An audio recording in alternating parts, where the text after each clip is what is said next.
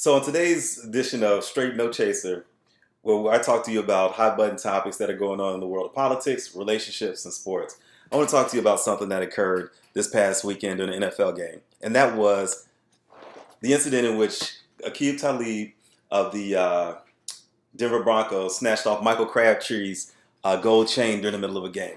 So many people have been on social media and in the different media outlets commenting on why this is such a huge issue. First of all, the guy shouldn't have been wearing a chain during the game. It's a material thing; it can be repaired, it can be replaced. But what people don't understand is the significance of a chain to, especially in the African American culture. In the African American culture, your jewelry, your accessories are an extension of you. One of which, the most significant piece, is the gold chain.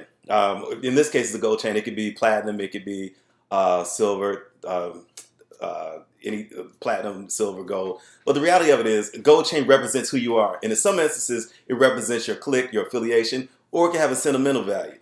Let us not forget that in the movie Friday, there was a scene in which Devo had knocked out Red and snatched his chain. And while Red is laying there on the ground, or as he's recalling his chain getting snatched, you go, "My grandma will give me that chain."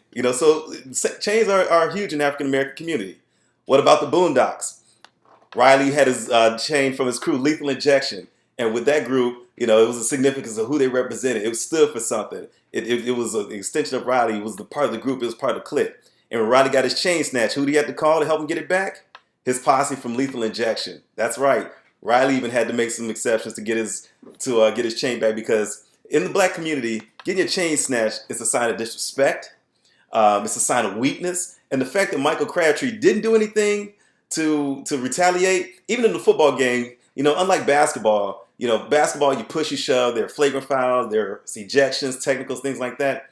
Football, they tend to let a little bit more slide. So there could have been some pushing and some shoving going on, maybe a little cheap shot here and there, but rarely do guys get thrown out of games. Rarely do you see penalties. If anything, they'll kind of break up the scuffle. And the fact that Michael Crabtree did not retaliate, I know in the video you see the gentleman Stewart, but just behind Stewart, if you look behind the gentleman on the Broncos, Stewart, you'll see Aquib Talib reaching for Michael Crabtree's chain.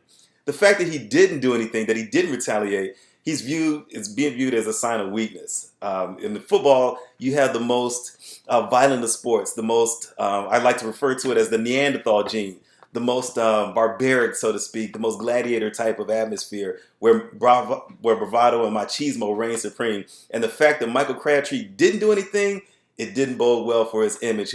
He already came in with an image of being soft, and this did nothing for him. So understanding that, while many people don't understand that a chain is just a chain, it's something material, understand what the significance of a chain is and what it represents to the African American culture. And the fact that Aquib Talib would go this far to disrespect Michael Crabtree, well, that just lets you know that he didn't have much respect for him as a man and as a person of color. That's Stan Anderson. You've heard it from me first. That's Straight with No Chaser.